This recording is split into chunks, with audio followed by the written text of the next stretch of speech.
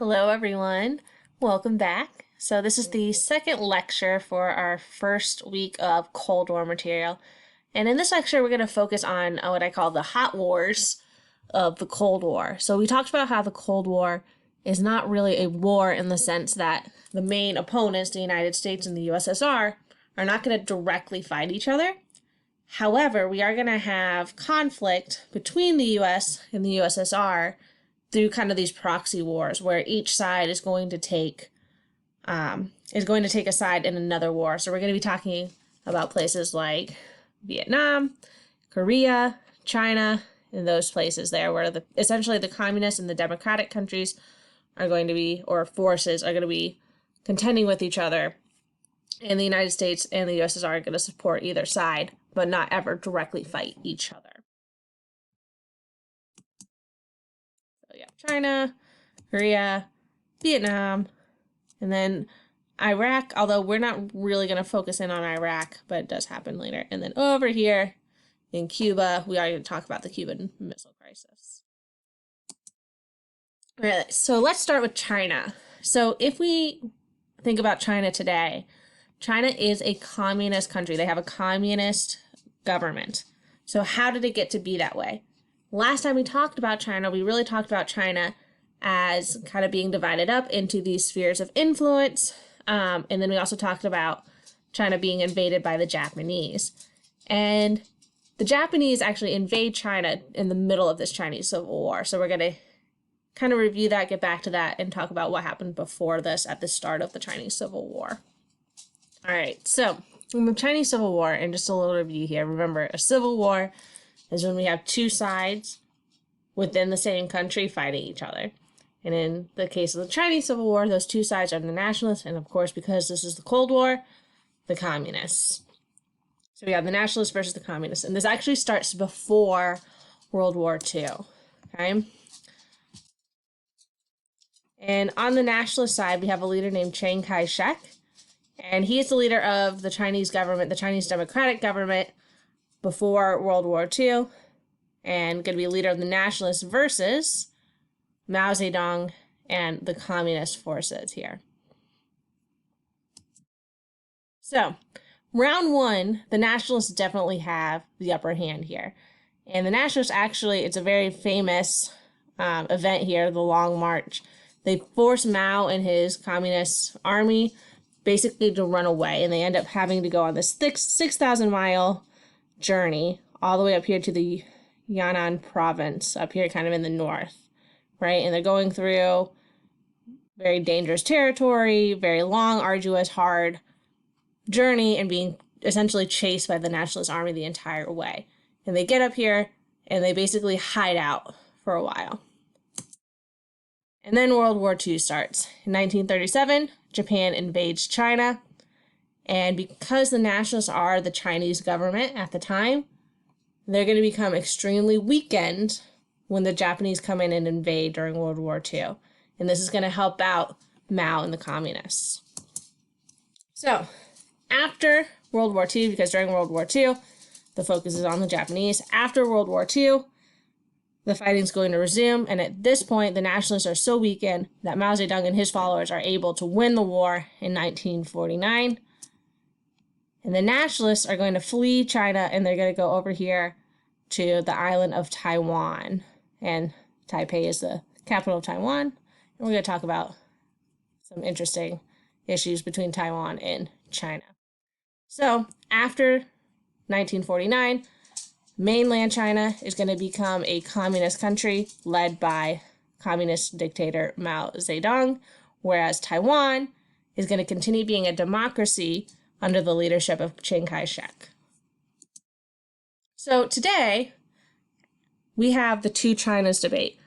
Mao, the People's Republic of China, what we think of as the country of China, is communist, and he's going to lead the communists there after 1949. China's going to continue to be a communist state. However, Chiang Kai-shek and his followers, the nationalists, are going to create the Republic of China on the island of Taiwan. And today, China believes that Taiwan belongs to them, that Taiwan is part of China. But if you ask people living in Taiwan, they're going to say, no, we're not part of China. We don't abide by their governmental rules. we're our own thing. As of right now, the United States does not recognize Taiwan as an independent country because basically we don't want to piss off China because we're too much of an economic partner with them. But it is still a pretty big debate, and especially kind of around here in the DC area, we have a lot of people that support Taiwan, and every once in a while you will see protests, Taiwan yes, China no, essentially asking the U.S. government to support Taiwan and recognize Taiwan as a separate country here. So when Mao takes over, he's going to start making China into a good communist country, making the changes that he believes they need to do in order to become a strong communist country like that of Russia. And one of the first things that he decides he needs to do is industrialize China. However, he is going to do this very differently than what we see in the Soviet Union and other communist countries. Mao knows that China's main advantage is the people. There's lots and lots of people in China. So instead of building up the infrastructure, things like factories and machinery to facilitate industrialization, he instead focuses on using the manpower and allocating the manpower so that they can have more industrial output. Essentially, this is a huge, huge, huge disaster because Mao relies on more traditional Chinese ways of manufacturing, trying to make the outputs there that you see in Russia and other industrialized nations, and it just doesn't work. And this is actually going to lead to famine and starvation, much like you saw with the collectivization in the Soviet Union, very similar over here with the Great Leap Forward in Mao's China. We also have the Cultural Revolution, okay? And the Cultural Revolution is more of a ideological change. And he wants to make China more communist and get rid of those bourgeoisie, quote unquote, tendencies in China. And the Cultural Revolution is probably the most infamous part of Mao's reign as dictator of China. The Cultural Revolution is, again, a really ideological movement, and he has this group called the Red Army or the Red Guard that essentially will, force people out for having, these hidden bourgeoisie tendencies. And essentially it's any sort of what you would kind of consider high class tendencies. So we see a lot of persecution of doctors, teachers, professors, intellectuals, and it's mostly done by these kind of radicalized young people, the Red Guard, which tend to actually be kind of more your guys' age, teenagers and young adults. So, and basically Mao told these kids, challenge your teachers, get their tendencies out. And you would see people, being persecuted in the streets. And it was a very, very crazy, chaotic time. We see the shutdown of businesses and schools all across the country and just really complete chaos here in this Cultural Revolution, to the point where Mao himself says that this needs to end, and he puts an end to it about 3 years later. So very, very significant point in Mao's reign, and very sad point in Mao's reign. And it's actually kind of interesting, though, because Mao today, Mao Zedong, he's actually, in most people's eyes in China, seen as a hero, as a national hero, because he's kind of seen as bringing China out of kind of this medieval time where they were suppressed by other groups and oppressed by Western powers. And he brings China kind of out of that suppression there and is really seen as this national hero. Yet he is a communist dictator that ends up, through his initiatives, killing hundreds of thousands of his own people. So very, very interesting and complex legacy here, and something you will be examining more in your assignment for this week. So look forward to that.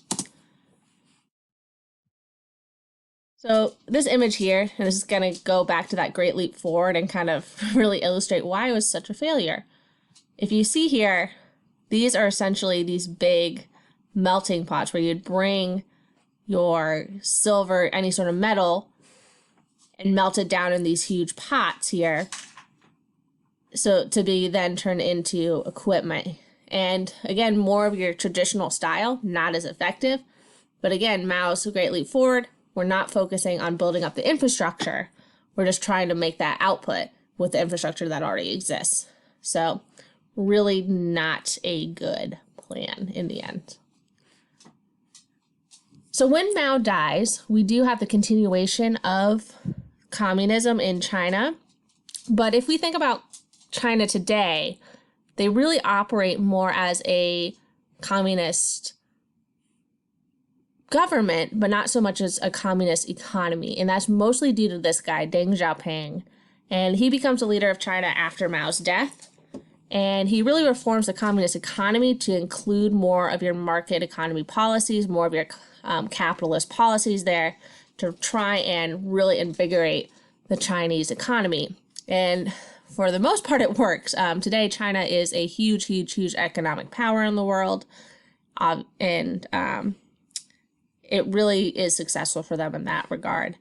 However, government is still communist, controlled by the communists. We really don't see any political freedoms for the people of China, even today. One of the greatest examples of this is what happened at Tiananmen Square in 1989. We have a huge student protest here. And if you guys can recognize this building in the back here, this is part of the Forbidden City. This is Mao here hanging this huge portrait. This is way after his death, but still, again, pretty revered guy.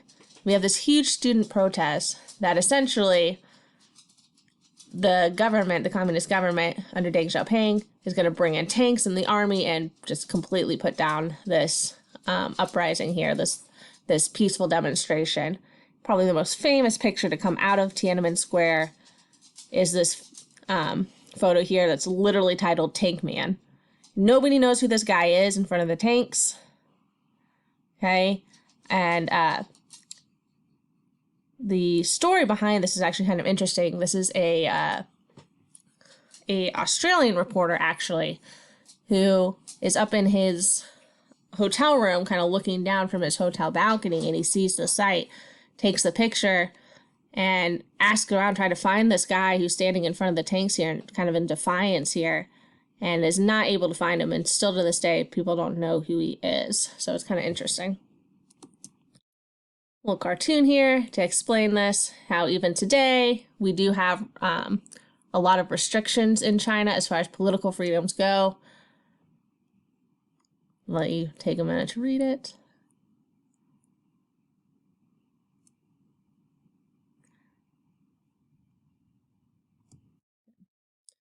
All right, so for this next portion here, we're going to talk a little bit about M.A.D, or mutually assured destruction, and this is going to be with the introduction of nuclear weapons and the destruction that they can hold, and how basically if one power decides to use their nuclear weapons, they could destroy the whole world. Mutually assured destruction here. Today, who has nuclear power? Give you a little map here. Undeclared nations means basically we know they have weapons, but they haven't actually said that they have weapons. So it's kind of interesting. And this is of 2012, so it's a little bit older. It's still kind of interesting. And the whole thing behind M.A.D, or mutually assured destruction, is essentially if anybody actually decides to use their nuclear weapons, they know that the other side is going to retaliate with their nuclear weapons, and both sides would end up destroying each other. So throughout the Cold War, it's always a threat, because both the Soviet Union and the United States have nuclear weapons.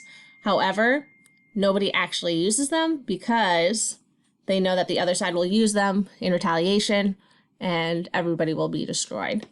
So mutually assured destruction, one of those policies here that we're going to see throughout the Cold War. All right, we're going to end here, and you're going to see the second half of this PowerPoint in another video.